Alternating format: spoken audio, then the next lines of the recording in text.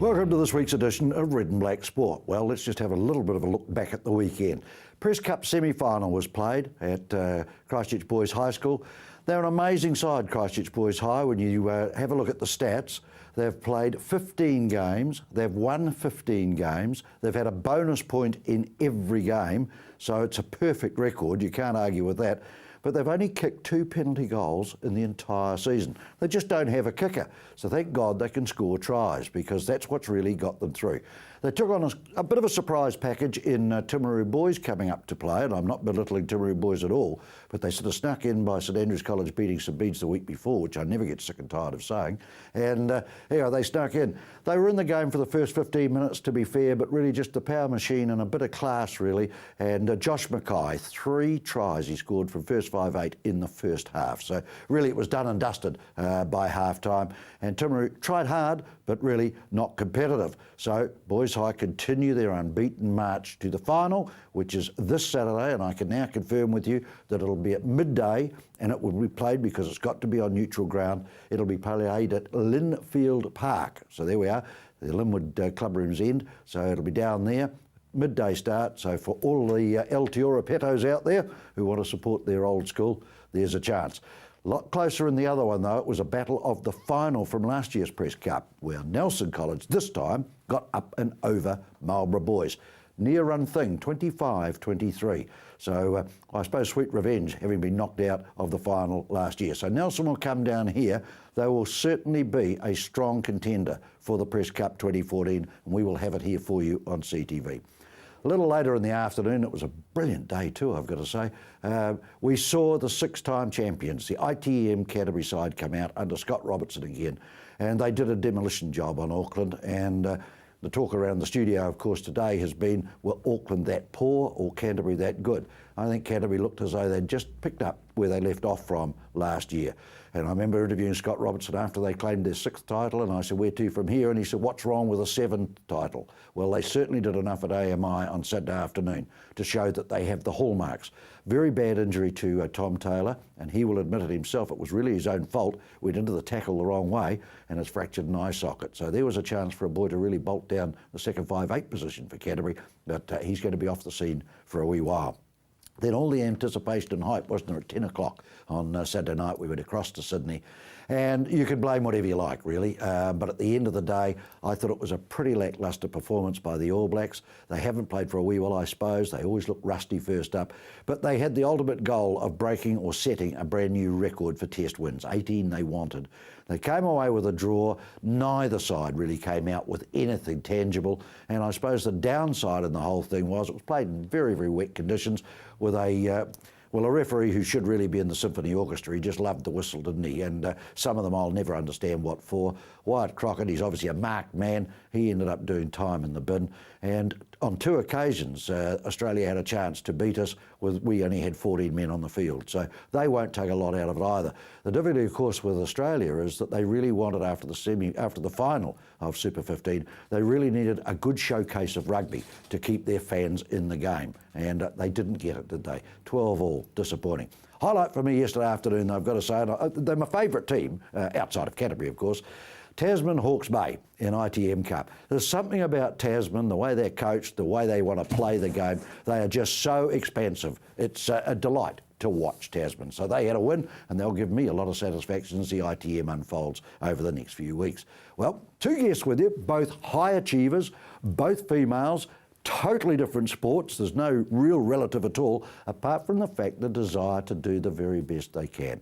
And from the Commonwealth Games in Glasgow, back with a piece of bronze around her neck, is Taylor Ford. And Taylor, lovely to have your company, and can, on behalf of everybody, congratulate you on a bronze medal in wrestling, for goodness sake. You went to Glasgow. What were your expectations realistically? To medal. That was, what I wanted to do. What did you base that on? The competition. I knew that there'd be about 3 matches, wrestling matches, to get to either a gold or silver or a bronze. And did you know a lot about your opposition? a few of them you had to do a bit of research, because some of them you could see online, some of them you couldn't, so you sort of just had to wait till you got there on the day to have a look at them and see how they move.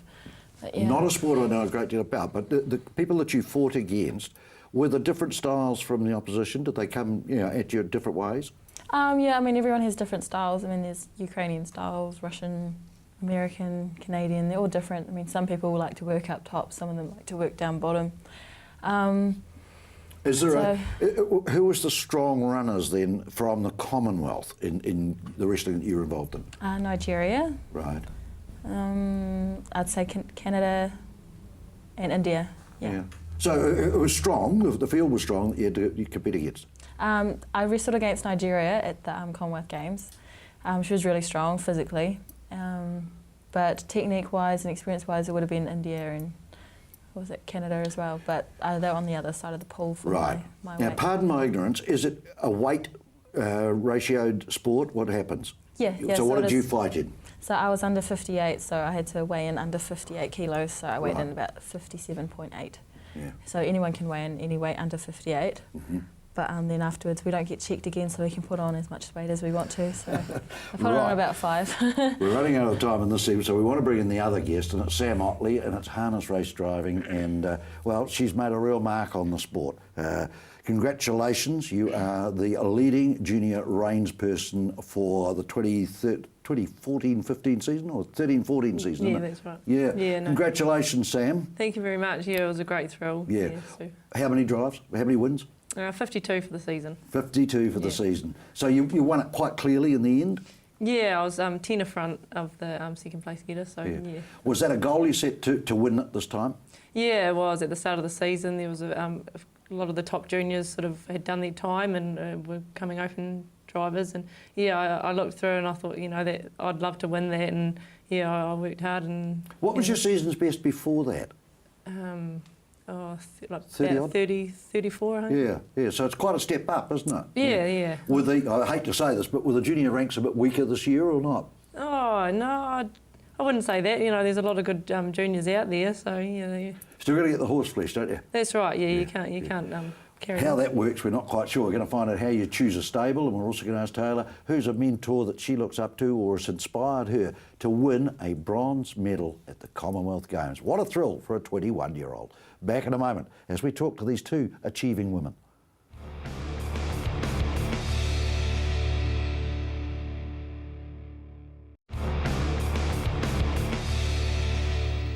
Welcome back. My guest today, Taylor Ford, who is a bronze medalist from Glasgow in the sport of wrestling, and Sam Otley, who is the leading junior harness racing driver for this season that's just gone. So great achievement. Taylor, we start with you. You're only 21 years of age, but you've been in a sport an awful long time. What got you started? Well, we moved from Nelson and we came down to Christchurch due to some family things. And Dad took my brother to the gym, found out there was wrestling, participated in it once. Had Dad been involved in wrestling himself? Yeah. Oh, right. Yeah, Yep. So he started pretty much then and there, and then found out females could do it, and then I sort of got dragged along. Were there many female wrestlers in those days? There were a few. I'd say there were a lot more in the South Island than there are now. Mm-hmm. I mean, there's probably about 3 females in the South Island, whereas So were you assigned to a coach? What happened there? there was a club coach, and so he was there, and then that was for about a year, and then another one came. Was it competitive with the other women that were wrestling at the time or not? Competitive? No, not really. No. So a lot of it was self-taught, a lot of it you had to motivate yourself? Well, I didn't really have a choice. I sort of had to go. Did you wrestle with the boys? Yeah, I had to. Did you really? Yeah. Good Lord. Yeah, there's no females. There were no females my age or size there. Right. So I had no choice. Did you think you need to learn wrestling because you moved to Christchurch? Oh, no. Dad's called it self-defence. Yeah. Did you have a crack at any other martial art or just wrestling? No, I did try judo for a few years, I think about 4 or 5. And how successful were their games as well? Judo, it's 2 very medals, good. which is great. Quite happy. Yeah, so the arts did well, didn't they, in the end? When did you think or did somebody tell you that you had something that was a little bit special, that if you persevered? No, they told me that there was a competition and that you had to do certain stages, win certain competitions to get to that big one. So that was Youth Olympics at the time. Right, where were they? They were in Singapore, so that was the first Youth Olympic. And they're like, you have to win 2009 Nationals to qualify to go to Oceanias in 2010, and you have to win those. So that's what I did. And how successful were the youth ones? They're quite good. So it was my first international competition, besides Oceanias, which went so big for me. But youth Tell me, Olympics is having big. never been as a competitor, how big a step is it to go to a Commonwealth Games? The pressures and just the different living and village life? Well, the Youth Olympics are quite similar. Mm-hmm. You know, you have a big village and it's all cordoned, so no visitors are allowed to come in unless authorised and all that. So it's all just athletes and support staff and all that.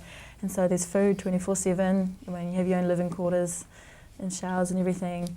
And all you have to do is just pretty much eat, sleep and train. That's all you're doing. From all reports, the team was very well managed. It appeared that there weren't many hassles at all for the Kiwis over there. No, it was all great. I loved it. I mean, the environment was really friendly. I mean, they supported you. I mean, before you competed, made sure you had everything you needed, and then they were friendly, as in talking to you about your sport, wanting to get to know it, then helping you psychology-wise and all that. It's cut to Sam. Sam, were you a pony clubber? Yeah, I did. Is that where it started? Yeah. Was the racing in the background for yourselves? It was. Mum's always had racehorses and trained the old few, and so I was Did brought. she train some or? Yeah, she does. She still trains some racehorses now. So I was brought up with it. She says the poor girl had no choice but to do the horses. She never had a crack at thoroughbreds? No. Always in the harness game? That's okay. right, yeah. Remember your first ever drive, and I'm talking about might be a workout or whatever, but do you remember how old you were then? When did you first get to a sulky? Oh gosh, no, I can't really remember. It was that long ago. So it was a long time. Yeah, I always remember my first race day drive though, because it was a winning one, and Mum trained and drove. No. Trained and owned it. Yeah. That was your first drive, first Yeah. win? Yeah, the races. So that Whereabouts? was Oamaru. Oh, good on you, mate, yeah. So that was pretty special. So Mum would think you were pretty good. Hey? Yeah, not too bad. Reigned in a winner for us. That's pretty right, good. yeah. Does she breed them as well? Or? Yeah, she's Yep. just got onto the breeding the last couple of seasons, so yeah. What did the boys think of you? Were you accepted early on or not?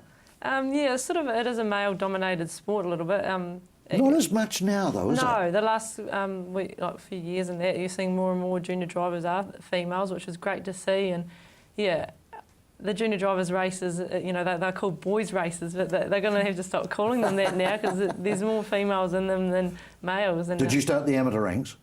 Did you start as an amateur driver? No, junior. You start as a junior driver. Yeah, but there's now amateur drivers going around, aren't there? But you just went straight in. Yeah. What made you think this is a career for me? Oh, I never really wanted to do anything else, to Really? be honest. Yeah. Yeah. As soon as I left school, I went straight into the stables and that. And Did you just eat your lunch at school, or were you okay? Yeah. Did you have a crack at any other sports? I love all sports. Like at school and that, I played netball and touch rugby and anything really, like basketball and that. Yeah, love all sports. Another leading person, of course, is Dexter Dunn, and he just loves playing his rugby, doesn't he? So he did up until the last couple of years. He was playing out at West Melton. Yeah, that's right. Yeah, I think he quite enjoys all the sports. Because you've got to get away from it, I assume. It's all absorbing, isn't it? You could be 7 days a week in a sulky. That's right, it is. It's a 7-day thing. Like that's why you got to love it because they are animals and they don't know when it's a holiday or they got to get fed or worked and that. So. Now we see all the glamour on the track, but the messy jobs still have to be done behind, don't they? The mucking out, the preparing the horses, carting them around. You get heavily involved in all that as well. That's right. Yeah, do all of that. Like up early and you work them and like you say, you're mucking out, feeding and. These races and workouts and trials, it's all go. It's never really stopped. What stable took you under the wing when you started? I first went and worked for Murray Tapper in Timaru, Right. and worked there for about 3 Was the months. idea to get out of Christchurch or what? Or just where the opening came? Yeah, that was just close to home. So when I was still living at home, and then I moved up to Canterbury and worked for Colin and Julie DeFilippi at. Lovely people, aren't they? Yeah, they are. They are. And it's not easy to get the drives, is it? I mean, there's a lot of drivers out there. Somebody must have identified that you had a bit of a special feel for it. Yeah, I don't know. Like Winning your first race, a hell of a help for Mum, I suppose. But yeah. I mean, you must have, because there's plenty of other options, aren't there? They don't have to pick you all the time. Yeah, that's right. It's sort of like you get on the phone and you ring for drives. But You do? Yeah, and especially in junior drivers races, that's where you try and get drives in, and then outside drives. But yeah, like Colin DeFilippi helped me out immensely. Like I can't thank them enough for what they did for me in my career. How long did you have with him? just over 3 years. Right. Yeah, like he's a great teacher, and a lot of good drivers have been through their stable and gone on with it. So Were you the leading driver there then, or did they have other drivers? Will Colin still be driving? yeah, of course? Colin still drives, and they're only working a smallish team now. So Right. yeah, I was the only full-time staff there. Right. We're going to talk about her move shortly. Is this a wind down time for you just at the moment, Taylor, or what's happening? Have you got something coming up? Yeah, I've got nationals next month, so I sort of have to pick up. Yeah, so there's some not training. a lot of downtime, is there really? No, not really. I mean, eventually, for some athletes, like Canadians in India and stuff, the Commonwealth Games would usually just be a minor competition before Worlds, which Right. is happening next month as well. Right. But for us, we didn't really have that opportunity just due to funding opportunities. So So it wasn't performance as such, it was a funding thing while you're not going to the Worlds? What, I mean, Yeah, you win a pretty bronze much. medal, surely to God that would qualify you to get somewhere. yeah. Generally So does. have you had to fund yourself? Most of the way I did, but my work has helped out immensely. Last year they helped with one qualifying stage. And then I'm being funded by Inspire Foundation. Will that change for you now that you are a medalist? I'm hoping so. Still waiting to hear. I mean, it's only been about a week since I've been back, Right. so still trying to get into the groove of things. Yeah. But yeah. Tough life, isn't it? But they both look pretty jolly fresh on it, don't they? Yeah, all the hard work they've got to put in. Back for the last time, we talked to these two fine achieving women from Canterbury.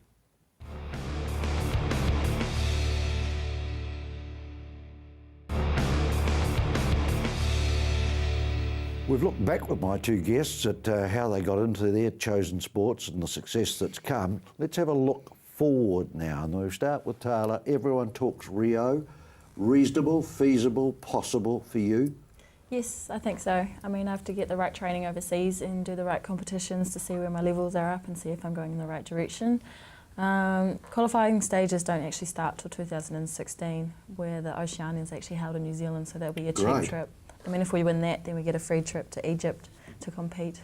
And those are two, so that's 2 stages, and then there's 2 after that if you don't. So it's a tough grind, isn't it, still? It's Yeah. not a guarantee. A medal Yeah, does- Commonwealth is a different event, so that Yeah. has nothing to do with the Olympics at all, so you have to go through different stages. So as you chase the dream of Rio, funding becomes an issue, I assume, still, does it? At the moment, I haven't really applied for anything, haven't really found anything out, so I'm not too fussed at the moment. Just when it starts edging toward next year, then I will start. Are you allowed a sponsor?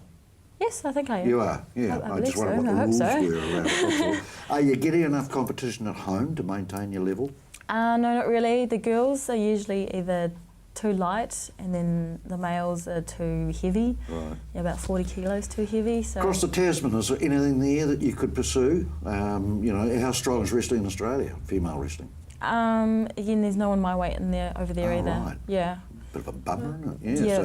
So, I mean, Oceania-wise, I mean, it's quite poor. Not financially. I mean, just in Standard. competitors. Yeah. Yeah, there's like no one. I mean, Oceania's just been there was no one in my weight, and it's whole of Oceania. There's no one there but me. It's amazing, so- isn't it? Yeah. Yeah. So how the hell do you know how you're progressing? Exactly. I mean, that's probably because we're too far away from everything, so it costs too much money to go overseas to European competitions and worlds, and obviously. Could you, So- do they have a season as such? I mean, could you somehow get yourself to Europe and compete over a season of wrestling? Yeah, I was hoping to maybe travel over to Sweden, sometime around there. Couple months there to train and do minor competitions that they have before going to Worlds next year. Right. That's what I want. That's in the. It's got a price tag, Yeah. doesn't it? Yeah. Okay, let's hope the medal can do something with Spark or somebody that can someone. boost your funding somewhere. You only want to drive a trotting cup winner, don't you, mate? You're easy. Hey? Yeah. That's all you want? I think that's everyone's ultimate goal, yeah. Yeah, it's weird. Now, you've changed stables, and tell us a little about it, because, boy, it's running pretty hot, the stable. Yeah, that's right. A couple of months ago, I went to Robert Dunn's stable out at Wood End there, and they do a very good job. Did you have to ask, or did he ask you? No, it sort of come about because I was chasing the premiership last year, and Colin and Julie only working a small team and didn't have many racehorses, and they sort of said to me, I wanted it, that that's my ultimate goal was to win the premiership, and they said, you should go somewhere for a couple of months that can help you out for drives and that, and the opportunity come about to go to Roberts, and they sort of offered me a full-time job there as second driver, which it's really hard. Behind? Yeah, John. John, of course, yeah. That's the brother of Dexter. Yeah, okay. Yeah. Okay, so tell me, there's a little bit of aura about the Dunn stable and the beach work. Now, I know you haven't been there long, but do you honestly believe that that has helped in the development of the horses under Robert, having the beach work? I think so, definitely. I think he even would tell you that. You see, like there's a few beach trainers now, and their team does go very well. I don't know if it's just the environment, like, you know, something different, like out on the beach and the fresh air and walking in the surf and that. Like, they seem to really enjoy it. Good horses attract other good horses and owners, don't they? That's right. Like, success breeds success. Yeah. That's with the driving, with anything, isn't it? Like, yeah. Yeah. You're getting behind some good horse flesh, aren't you? Tell us about a big announcement that came out the other day. Pure Power is coming down to be at Robert's stable, and who's going to drive Pure Power? Yeah, no, I'm very lucky that Dave and Claire McGowan rang me up and spoke to me. They wanted to send the big fella down to work on the beach, and they want someone to drive him right the way through. Now, you've driven him, haven't you, before? No, I haven't driven him. I've driven for them before, Yeah. another horse. But yeah, no, it'd be good to get behind him. And he has got to be a hope somewhere, doesn't he, this season? Yeah, that's right. Like, these are those lead-up races and that, and he's a lovely horse and done a good job. So He hasn't touched down here yet, has he? no, he's So- due to. What a thrill for you, mate, to be singled out. Would you look after him? So you will be the fixed driver for him? All going well? Yeah. Yeah, all going well. I think that's the plan, yeah. You told Mum that you haven't got time for any of her horses now? Right.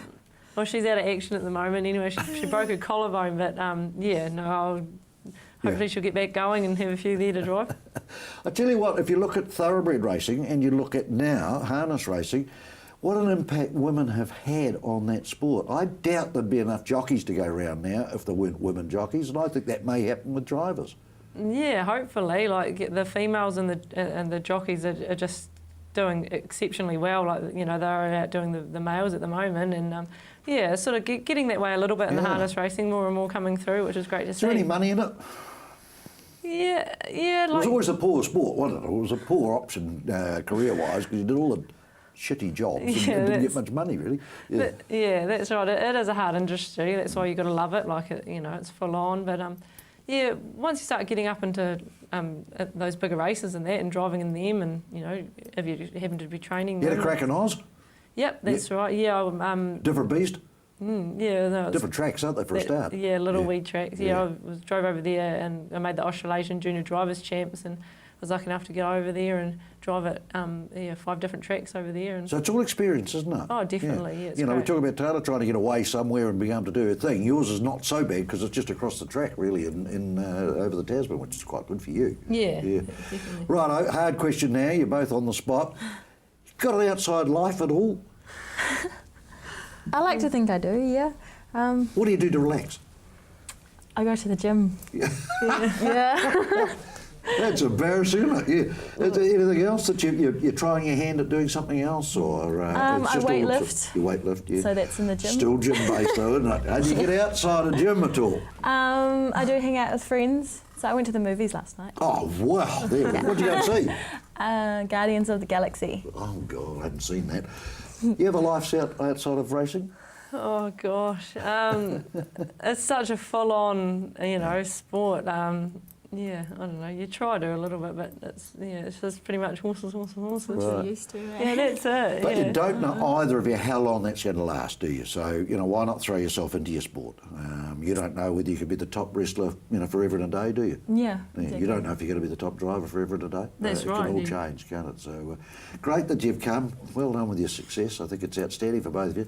Now we've got 2 young women that we can watch and follow their progress as they go through, and they've kick-started it pretty well. One question before we go. Why do you train horses at that hour of the morning when they don't race till night time? Seems ridiculous to me. Do you have to wake them up again? No, you just got to get in and get them work. You got that many of them. You got to start. Yeah, poor devils are on the track at 7 in the morning and race at 8 o'clock at night or something. Seems weird to me. I've never understood it. That's okay. All right, congratulations to you both. Thanks for coming in. It's been great. Hold that medal up one more time, mate. Yeah. You still pinch yourself? No, not at all. You believe it? Yeah. Good idea. Over it All right, now. there we are. We'll be back next week with another Red and Black Sport, but I've thoroughly enjoyed the company of 2 very fine achieving females in the studio today.